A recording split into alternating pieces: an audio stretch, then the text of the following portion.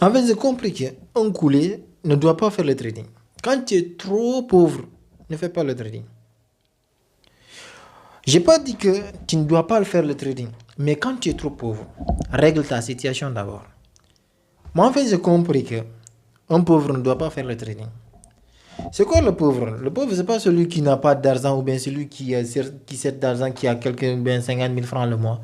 Et tu peux être riche, or que tu as 100 000 francs le mois. Tu peux être riche, tu as 150 000 francs le mois.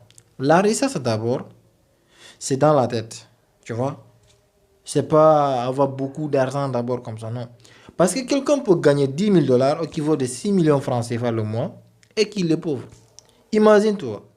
Tu es quelqu'un qui gagne 10 millions le mois, tu es dans un appartement qui se paye peut-être 2 millions comme ça, 3 millions comme ça, tu vois.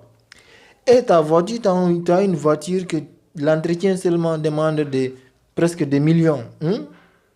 Et tu vas boire, soirée, chaque jour tu dépenses. Celui-là qui est riche, il n'est pas riche. Or qu'il y a quelqu'un qui gagne 200 000, 300 000 francs le mois. Il est dans une chambre de 25 000 francs, tu vois, de 25 000 francs. Et il épargne chaque mois au moins 200 000. Il investit dans certaines actions, il fait certaines choses, tu vois. Et il est tranquille, conscient tranquille. Mais l'autre là, dès qu'il sort dans ces situations de dépenses, la tête est comme ça.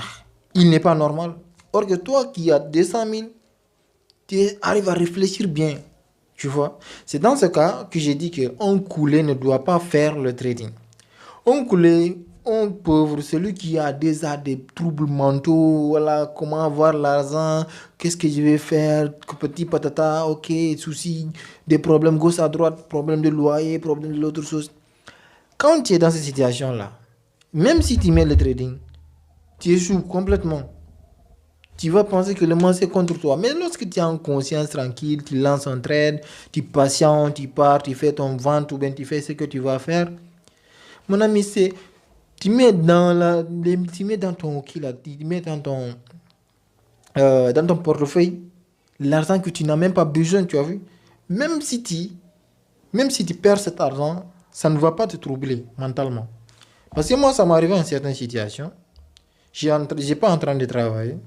Non, j'avais déjà payé la location. Mais l'argent que j'ai traité, c'est seulement cet argent que j'en ai besoin. Mais si, vu la manière que j'ai tradé là, vu la manière que j'ai tradé, vraiment, je me suis dit que bullshit. Mais